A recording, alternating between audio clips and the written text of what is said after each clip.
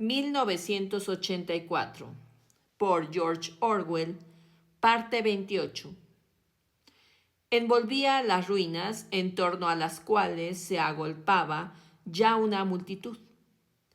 Había un pequeño montón de yeso en el pavimento delante de él, y en medio se podía ver una brillante raya roja. Cuando se levantó y se acercó a ver qué era, vio que se trataba de una mano humana cortada por la muñeca. Aparte del sangriento muñón, la mano era tan blanca que parecía un molde de yeso. Le dio una patada y la echó a la cloaca, y para evitar la multitud, torció por una calle lateral a la derecha. A los 3 o 4 minutos estaba fuera de la zona afectada por la bomba y la sórdida vida del suburbio se había reanudado, como si nada hubiera pasado. Eran casi las 20 y los establecimientos de bebida frecuentados por los proles les llamaban con una palabra antiquísima: tabernas. Estaban llenas de clientes. De sus puertas oscilantes que se abrían y cerraban sin cesar, salía un olor mezclado entre orines, serrín y cerveza. En un ángulo formado por una casa de fachada saliente, estaban reunidos 3 hombres. El del medio tenía en la mano un periódico doblado que los otros 2 miraban por encima de sus hombros. Antes ya de acercarse lo suficiente para ver la expresión de sus caras, pudo deducir Winston por la inmovilidad de sus cuerpos que estaban absortos. Lo que leían era seguramente algo de mucha importancia. Estaba a pocos pasos de ellos cuando de pronto se deshizo el grupo y 2 de los hombres empezaron a discutir violentamente. Parecía que estaban a punto de pegarse. ¿No puedes escuchar lo que te digo? Te aseguro que ningún número terminado en 7 ha ganado en estos 14 meses. Te digo que sí. No, no ha salido ninguno terminado en 7. En casa los tengo apuntados, todos en un papel desde hace 2 años. Nunca dejo de copiar el número y te digo que ningún número ha terminado con 7. Sí, un 7 ganó. Además, sé que terminaba en 407. Fue un febrero, en la segunda semana de febrero. Ni en febrero ni nada. Te digo que lo tengo apuntado. Bueno, a ver si lo dejáis, dijo el tercer hombre. Estaban hablando de la lotería. Winston volvió la cabeza cuando ya estaba a 30 metros de distancia. Todavía seguían discutiendo apasionadamente. La lotería, que pagaba cada semana enormes premios, era el único acontecimiento público al que los proles concedían una seria atención. Probablemente había millones de proles para quienes la lotería era la principal razón de su existencia. Era toda su delicia, su locura, su estimulante intelectual. En todo lo referente a la lotería, hasta la gente que apenas sabía leer y escribir, parecía capaz de intricados cálculos matemáticos y de asombrosas proezas memorísticas. Toda una tribu de proles se ganaba la vida vendiendo predicciones, amuletos, sistemas para dominar el azar y otras cosas que servían a los maniáticos.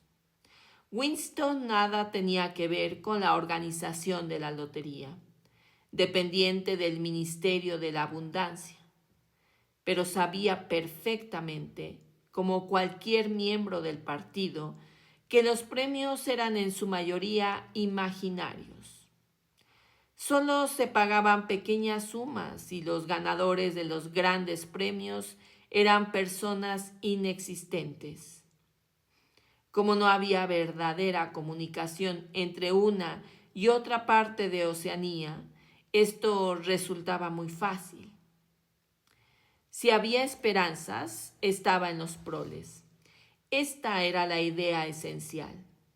Decirlo sonaba cosa razonable, pero al mirar a aquellos pobres seres humanos, se convertía en un acto de fe. La calle por la que descendía Winston le despertó la sensación de que ya antes había estado allí y que no hacía mucho tiempo fue una calle importante. Al final de ella había una escalinata por donde se bajaba a otra calle en la que estaba un mercadillo de legumbres. Entonces recordó Winston dónde estaba. En la primera esquina, a unos 5 minutos de marcha, estaba la tienda de compraventa donde él había adquirido el libro en blanco donde ahora llevaba su diario. Y en otra tienda no muy distante había comprado la pluma y el frasco de tinta. Se detuvo un momento en lo alto de la escalinata.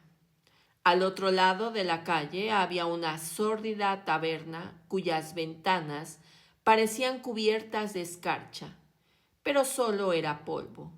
Un hombre muy viejo con bigotes blancos, encorvado, pero bastante activo, empujó la puerta oscilante y entró.